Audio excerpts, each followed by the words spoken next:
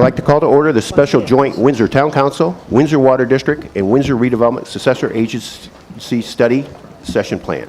Roll call. Councilmember Fopoli. Here. Councilmember Fudge. Here. Councilmember Salmon. Here. Vice Mayor Milan. Here. And Mayor Okrepke. Here. Do we have any conflict of interest declarations? Okay, the reason we are holding this as a town meeting, just to let you know, is the fact that we do not want to violate the Brown Act. If we didn't hold it that way, there could only be 2 council members here. This way, by having it as a town meeting, there can be 5. So with that being said, I'm going to now turn it over to our facilitator, Jeff Lux.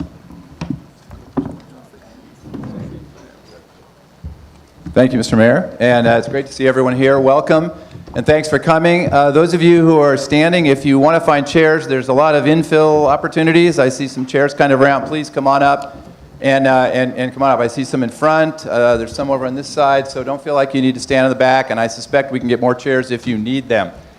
My name is Jeff Lux, and I'm just here to try to keep the meeting on track. We have lots of people. We have a lot of people that want to speak. We have a number of speakers and panelists who are also going to speak, and so we want to see if we can efficiently and get everybody an opportunity to ask questions and state your opinions. Let me do a little bit of logistics first and a little bit of sort of framing the agenda, and then we'll get right on with the different speakers. First, restrooms, I think you found them. They're right over here, men's and women's on different sides of the hallway. There's some refreshments in the back. I don't know how long they'll hold out with all of us in this room, but thank you very much for providing them to the town. We will have, if you need it, we will have Spanish translation available if anyone needs it. Hang on just a second. Buenas tardes, mi nombre es María de la O. Tenemos 3 personas que pueden traducir para las personas que no hablen inglés. Las personas que tenemos aquí es Irene, Lisette y Denise. Gracias. Okay, thanks. So what I want to do is just to clarify a couple things on kind of how we're going to proceed, quick agenda review, and then we're off and running. The basic objective of the meeting is on the agenda. I think many of you have seen it, but it's important to remember why we're here. Provide an open and transparent forum for all parties, including decision makers, staff, residents, project proponents, and opponents, press, etc., to learn together and have an opportunity to discuss their interests and concerns for the proposed fee to trust application and subsequent projects. So it is a learning session, study session, primary. No big decisions to be made, no votes to be taken, but an opportunity for us all to learn together. A couple things in terms of logistics. There'll be a number of ways in which all of you will get a chance to participate. The first is coming up to these microphones under the public comment and dialogue period. We'll have some time limit. It'll depend on how many people want to speak, but a couple of minutes, and you'll get to say whatever you need to say, and we'll move from microphone to microphone. We also have comment cards that are located on the table in the middle, a table on that side, and a table on that side with magic markers, and you're welcome to fill out your comment card with anything you want to say. This is if you don't feel like coming to the microphone and you want to write it down, or if you have a specific question that you want to pose to one of our speakers, we'd like you to write it down so that we can sort of organize the questions and keep things moving and make sure we're not asking the same question twice. So if you could fill out those cards, that would be wonderful. You can fill them out at any time, sort of pass them to the edges maybe, and we'll have one of, I think Denise is going to go around and kind of collect them from time to time. So that's 2 different ways in which, under public comment and dialogue, you'll get a chance to talk. Lee, my able-bodied assistant over here from UC Davis, wonderful graduate, recent graduate of UC Davis, is going to be trying to keep track of all the comments. You won't be able to see them, but she's going to be writing madly all the things you say and putting your comment cards up on that side eventually as well. There will be notes, of course, from this meeting. One last bit of logistics is Lee's going to pass out some blank sign-up sheets. If you wish to sign your name and put your email to be able to continue to get information and be on a list and be part of the process, we welcome you to do that. You don't have to do it, but if you'd like to, Lee will pass those out and a couple of pens, and you're welcome to do that and just kind of pass them toward the end, and we'll collect it at the end of the meeting. Okay, the last thing I want to do in terms of logistics before agenda review is talk about some meeting protocols. We recognize that this is an unusual meeting. Look at the numbers of people, your friends and neighbors that are around here, lots and lots of us. We also recognize that passions are high on this issue. There's a lot of people who are very concerned about a lot of issues. We understand that. It's been in the papers. There's been a lot of discussion already. As a result, it's important that we sort of follow some protocols to make sure that everybody gets a chance. The first thing we tried to do is make sure that we gave the speakers the same amount of time, those that are in favor of the project or part of the project, those that are opposed to the project. And we wanted to make sure that they had an opportunity to give a comprehensive viewpoint. All of you will also get that opportunity, but what I'd like you to do is to follow a couple simple meeting protocols. And they're the kind of protocols that we always use at meetings. There's nothing unusual about them, but they help us basically protect everybody's interests, to keep us on time, make sure that everybody gets a shot, and that everybody's respected. Let me just read them. There are copies of them in the back, a whole bunch of copies, but I decided not to pass them out because I didn't feel like it would really be of much value to pass them out. These are the simple kinds of ground rules or protocols that we all learned in kindergarten. Please be respectful of all participants and speakers and their viewpoints, even if you disagree. One person speak at a time. Please be concise, try to stay on topic. Repeating the same issue or concept multiple times does not necessarily mean it will be more convincing. The facilitator, that's me, will follow the agenda and try to keep everybody at their times. Please try to respect time limits. We have diverse and conflicting interests and opinions. Treat those differences as a strength and an asset, not as something to challenge or be concerned about. It's okay that we have difference of opinion. That's what society and decision-making is all about. Everyone has the opportunity to participate. If there's insufficient time, or if you want to put some things down and don't feel like speaking, that's what the comment cards are for. The scribe will take visual graphic notes, but these aren't the official record of the meeting. An official record is being taken by the town. Please, no jeering, cheering, clapping, or other displays of support or objection as speakers come up. First of all, it takes away from our time, and it actually takes a lot of time. Second of all, it could be seen as potentially disrespectful. If you feel the need to, say, yes, we support that view, or, yes, that speaker really spoke for me, maybe a show of hands, quiet show of hands like this might do it. It'll show that you've got lots of people out there interested in the same issues, but cheering and clapping and cheering really isn't going to help us too much. Speak clearly into the microphone, and I'm not doing it as well as I should. You got to have the microphone real close to your face, and these are the 3 microphones we're going to use when we get to public comment. Strive to be understood, but also to understand others' views. This is a time to learn. Please refrain from any disrespectful gestures, name-calling, accusations, anything of that sort. And if you do have specific questions for specific people, for example, one of our speakers or possibly someone from the town, that's what I'd really like you to put on a card and get up to us so that I can sort through those and we can have the town sort through those a little bit so we aren't asking the same question to the same person multiple times over and over again. All right, hopefully we can abide by those simple rules and the meeting will go along and everybody will get their shot. Now, quick agenda review. We're going to spend about 1 hour listening to each of the different perspectives. First, the Town of Windsor, Nancy Thorington, who is seated to my right, who is the Tribal Law Counsel for the town. Congressman Huffman, who I understand is arriving, who is just in some difficult traffic, will be next up to talk a little bit about his perspective and the perspective from his office. The county will then follow, and that will be Supervisor James Gore and also Attorney Bruce Goldstein. The Lytton Rancheria of California will then follow, Chairperson Margie Mejia. I was close. Thank you. I did my best. And Larry Stidham, attorney for the Rancheria. Citizens for Windsor will then follow, Brad Whitworth. And then Neighbors of Lytton Development, Linda Hopkins will then follow. And then we will let the town council have some brief comments. They'll have a chance to kind of weigh in and give their thoughts about the process. And then it'll be open to all of you. I may at some point decide to take a break because we're just wearing down and we need a break. I may not. Let's just see how that goes. I'll gauge how much time everyone gets based on how many hands we see in an hour of how many people actually want to come to the microphone and speak. Because we do have a lot of people here. We want to give everybody a shot. Okay? All right, that's the basic agenda. I think with that, we are probably ready for the first presentation. And what I'd like to do is, Nancy, I think you're going to come up and use this one, hey? Okay. Well, welcome, everybody. Again, my name is Nancy Thorington. I am a special counsel for the Town of Windsor on federal Indian law issues. And Jeff said that we are having 10 minutes for each panelist. I'm breaking that rule. So I'm going to basically give you federal Indian law 101 in 30 seconds or less. So I'm doing my best, but I want to make sure that we have that background to start with. So with that, the first question is, what is a tribe?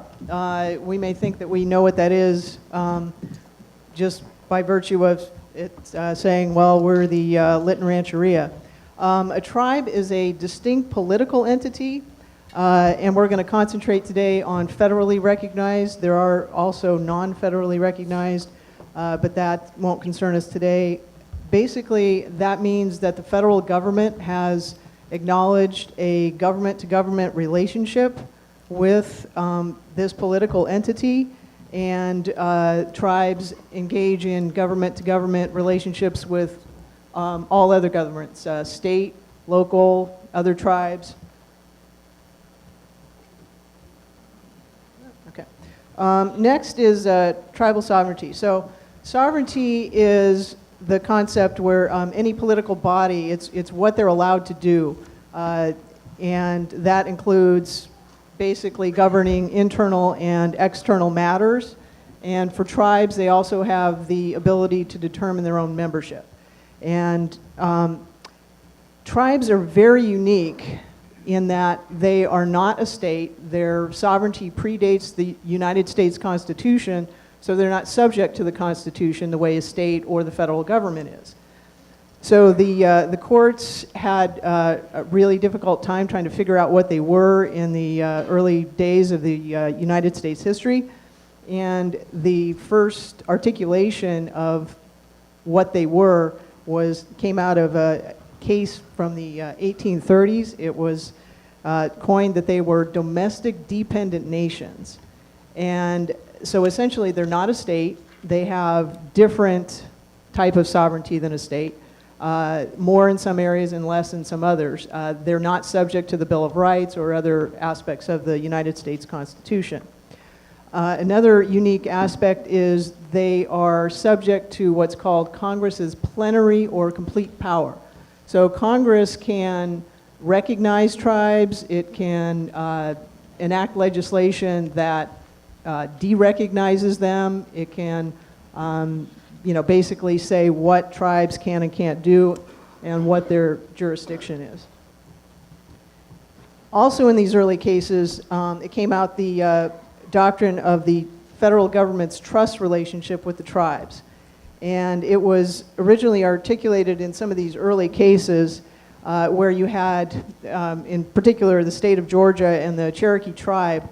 They were trying to enact or enforce, their laws, the state of Georgia was, within Cherokee territory. And so the Supreme Court said, no, you can't do that. The tribe's land is theirs, and they are sovereign in there. And they articulated this trust relationship, which basically sets up what's called a fiduciary relationship between the federal government and the tribes, and that requires the federal government to act in the tribe's best interests.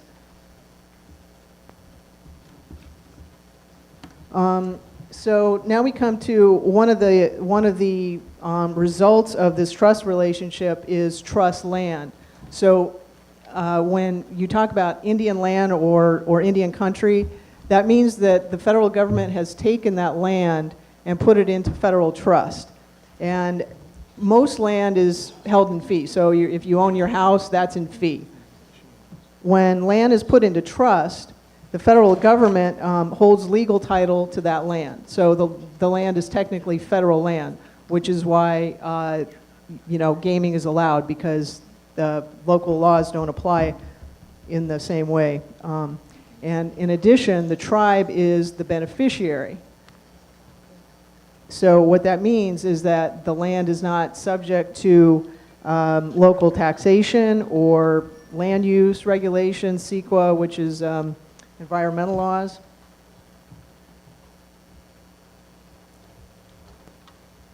So moving on into some California Indian history, it's important to note because California has a really unique history with its tribes. What happened, and this is in particular with the Northern California tribes, in the 1850s, right after California became a state, the federal agents came out and negotiated treaties with the tribes, and because at that time they were they were treating the tribes, the same as they would a nation, and they had to engage in this treaty-making process. Like any treaty, they had to be ratified by the Senate.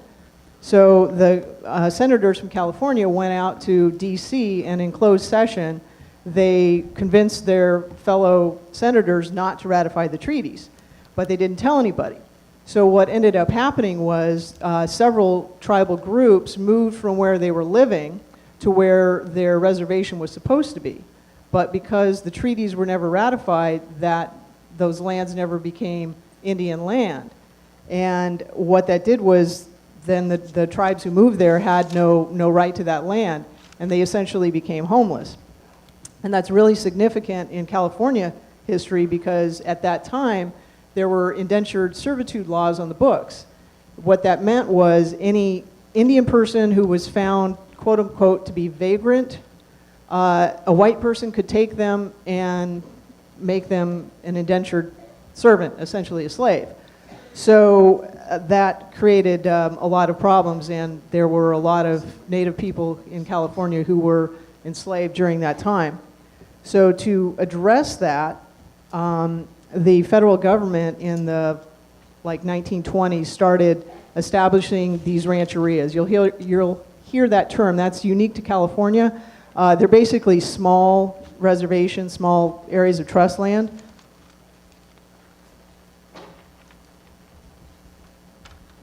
Okay. So then in the 1950s, under President Eisenhower, the federal government entered into what's called the termination era.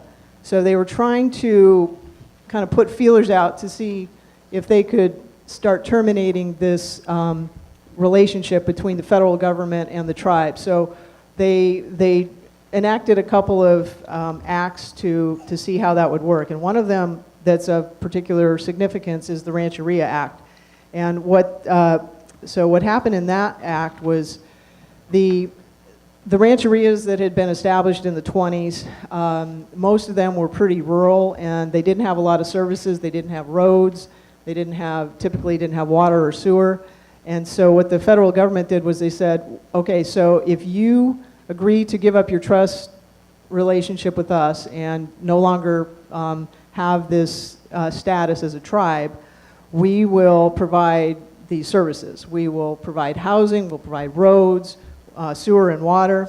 And so several tribes did that, and the land was taken out of trust, and their federal recognition was terminated, but in the end, none of those services were provided. So what ended up happening was when the land went out of trust, during that time, a lot of it was lost, quite frequently to a tax sale, where if the tribe couldn't afford to pay the taxes, it got taken over and then sold. So in response to that, several Northern California tribes in the 70s and 80s sued the federal government for violation of its trust relationship and for failure to provide the services that they had promised. And many tribes were restored during that time via either the court cases or specific congressional actions. And but because most of the land was lost, it was pretty common that the tribes that were restored were landless.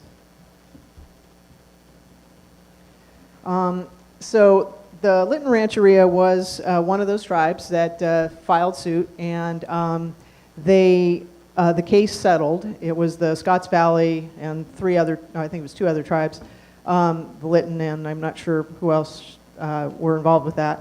And so when they settled it, the federal government basically acknowledged that the tribe was never terminated. They restored the tribe to their federal recognition, and they relisted them on the Federal Register. But one of the unique things about the Lytton Rancheria lawsuit was that the county of Sonoma intervened, which was not typical in these cases. The tribe's original land was in the Alexander Valley, and in the interim when the land was lost, it got purchased by, well, pretty much the way it is now with Venter. So they didn't want to lose that land, so they negotiated into the lawsuit settlement some restrictions on how that land could be used. First, with respect to the land that was in the exterior boundaries of the former reservation, the land uses had to be consistent with the Sonoma County General Plan. Second, the tribe agreed not to reestablish its former boundaries in its prior reservation. And with respect to the lands in the entire Alexander Valley, which there's a map that was attached to the settlement that explains what the Alexander Valley constitutes. None of that land could be used for gaming unless gaming was authorized under the county's general plan. And in exchange for that, the county agreed to help the tribe to find some land for housing and economic development.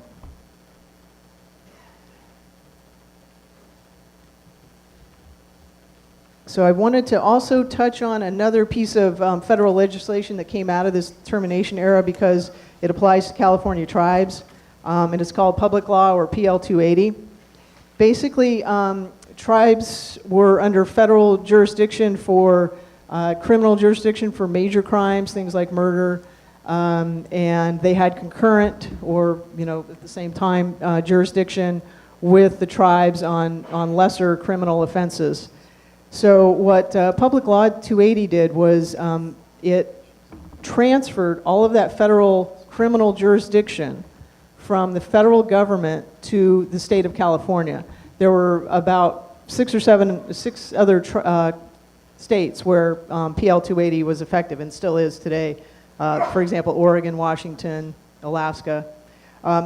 They were kind of like the test cases to see whether this policy would work, which didn't really work very well, because what they did was they transferred the jurisdiction from the federal government to the state, but they didn't give the state any money to engage in that enforcement. But that's the way the law is today. So right now in California, in Indian country, the state, which basically goes down through the sheriff's department, has criminal jurisdiction on tribal lands. It does not, however, have what they call civil regulatory jurisdiction for Indians in Indian country. So the state, what they call criminal prohibitory laws apply in Indian country in California, but the civil laws do not. So for example, state and local tax laws don't apply, labor laws don't apply, environmental laws, although federal laws do apply, and then the local land use laws. Another important aspect of tribal sovereignty in California to note is that, again, city and county jurisdiction, there is no city or county jurisdiction at all in Indian country. Another important concept is tribal sovereign immunity. All sovereigns have some level of immunity, and it's usually spelled out in statute. The court cases have come down, in particular when it comes to tribal sovereignty, to say that the sovereignty can only be waived, which how that comes out is a tribe can only be sued, for example, if the waiver of sovereign immunity is expressed. So it either has to be expressed in a federal statute or the tribe itself has to agree to relinquish its sovereign immunity.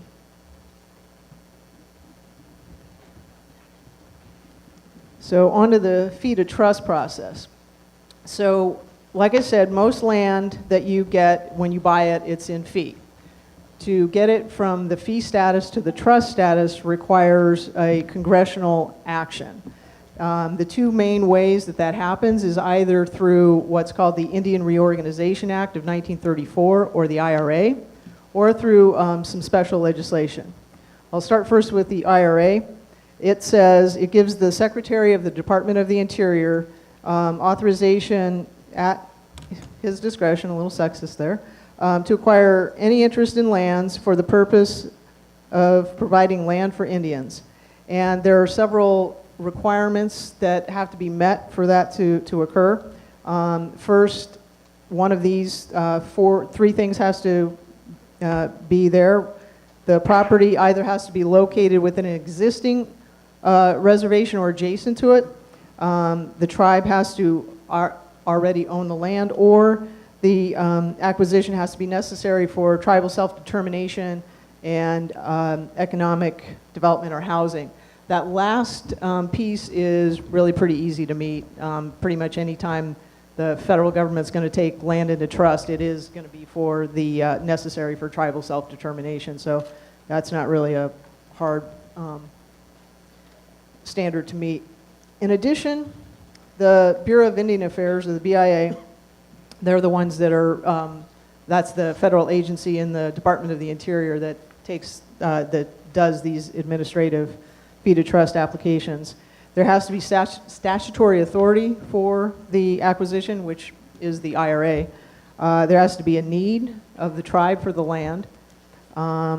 There has to be they have to spell out what the proposed use is, and they have to address the impacts of putting the land from fee to trust on the local governments and its land use laws. Then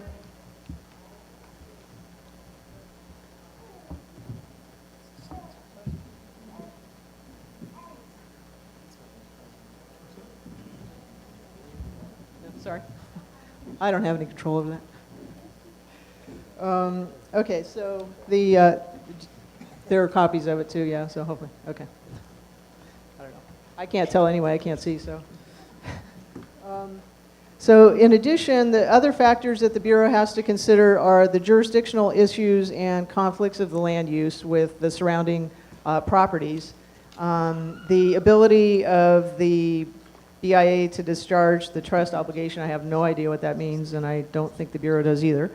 The sufficiency of the NEPA, which is the federal version of CEQA, the Environmental Policy Act documentation, the location of the land, that in some cases that is really an issue. Some tribes try to get land that's pretty far away from their traditional homeland, and the Bureau will definitely question that.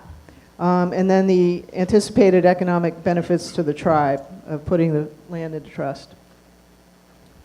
So the process is pretty straightforward. The tribe fills out, well, I say it's straightforward, I don't have to fill out the application, but the tribe fills out an application to transfer the land from fee to trust, and they submit it to the Bureau of Indian Affairs. Then the Bureau takes that, and then they start reviewing it, and then the tribe prepares an environmental assessment document to see what the environmental impacts of putting that land into trust would be.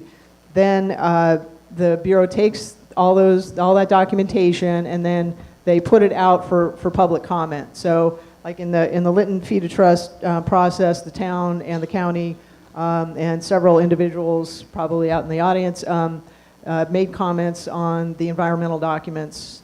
And so then the Bureau takes all those in, and then they look at them, and then they make a decision whether to put the land into trust or not. Once they make that decision, they put it out, and any interested party, which is pretty much anybody, has 30 days to appeal that decision. Now, it's important to note that this isn't just unique to the Bureau of Indian Affairs and fee to trust applications, but generally with administrative decisions, which is what this is, the courts give what they call great deference, or leeway to what the Bureau determines. So if whichever way they decide, whether they decide to put the land into trust or not, the courts will, unless the Bureau has applied the factors way out of the bounds of what's, proper, they will give deference to what the Bureau has done. So I'm going to go over this. There was a recent, fairly recent, 2009 Supreme Court decision. It's one of the few that's ever come out that discusses this fee to trust process under the Indian Reorganization Act. So it's important to look at the language because it hinges on this language. Well, let me give you a little background. This was the Narragansett tribe in Rhode Island. They were not a federally recognized tribe. They were a state recognized tribe. And in the 80s, they finally became federally recognized and then submitted an application for a fee to trust under the IRA. And the Bureau accepted that, and the state and I think it was the county challenged that. So the court was looking at the language in the IRA, and here's the operative language. So the Secretary is allowed to take land into trust, quote, for the purpose of providing land for Indians. And what this case turned on was the definition of Indian, which is all persons of Indian descent who are members of any recognized Indian tribe now under federal jurisdiction.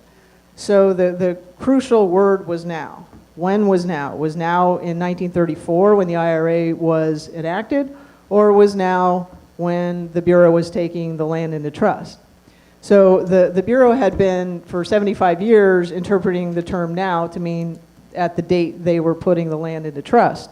But the Supreme Court disagreed with that interpretation, and they held that the tribe must have been, quote, under federal jurisdiction in 1934 when the IRA was enacted. So, I've got just a couple slides left. Yeah. So, the key to this decision, though, is that in 1934, there was no federal register that listed federally recognized tribes. It was on an ad hoc basis, on a case-by-case basis, and there was no set criteria. It wasn't until 1978 that the Federal Register process was created. So the question is, what is a federally recognized tribe as of 1934? So it's not clear how that's supposed to be applied.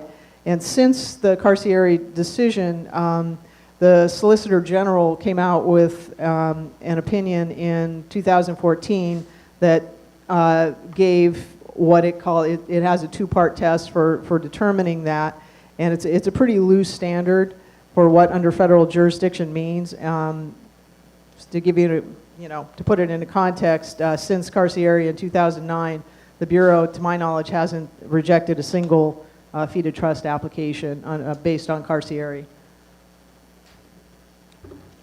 So, just the last couple of slides. So, the other way to get land into trust is via special legislation. The key thing to note on this is that the Carcieri restrictions don't apply when it's taken in via special legislation, because Carcieri only applies to the Indian Reorganization Act. So, what controls, instead of the IRA language, is the language of the special legislation itself and any restrictions on that may be included in that. So if the language says the land shall be taken into trust or the land is taken into trust, then it's a mandatory act. There's no discretion for the Bureau, and therefore the NEPA environmental review will not apply. I'm just going to go really briefly over this slide because the Congressman is here to discuss it. So the pending legislation, which is the Lytton Rancheria Homelands Act, basically says that the land, I thought we were going to have maps, so we'll probably do somewhere. Anyway, that the land that's on that exhibit, which is basically the 124 acres that was part of the original fee to trust application, plus 376 later required acres is hereby taken into trust for the benefit of the tribe. It does prohibit the lands from being used for gaming forever. So that's something that the fee to trust application under the IRA that's pending right now doesn't have that restriction. And it also says that the memorandum of agreement with the county isn't subject to review by the Secretary of the Department of the Interior. And typically, any agreements that would bind Indian land for 7 years or more would typically be subject to those restrictions, or Bureau of Indian Affairs review. So this is the last one. I just put it up here. The current status of the fee to trust application. It's already gone through its NEPA review. It does not include the newly acquired 376 acres. There's no restrictions on future use of gaming, and there's no, I don't mean to say there's no mitigation for water, but there was no required mitigation. The tribe did put in some mitigation for that. So with that, thank you for listening to this long presentation. Thank you, Nancy. Okay. First of all, there are lots of people standing, and I'm feeling like that's going to be potentially a problem. Could I see a show of hands of where there are open chairs? I see two. And if you've got a chair next to you, could you please put your hand up and keep it up for a moment? People who are standing, who are going to get tired and hot, see those hands. We've at least got, there's a half a dozen or so. Please go ahead and grab those. Is there any way we can get any other chairs? Can anyone, do we have any possibility for some more chairs? That would be really good. Okay. Thank you for those who are raising your hand. We'll see if we can scrounge up a few more places to sit. Thank you for hanging in there. Okay. Congressman Huffman, one quick logistic thing. Are there any question or comment cards that are kind of ready to go? Okay, seeing none, so Denise doesn't need to pick any up. Okay.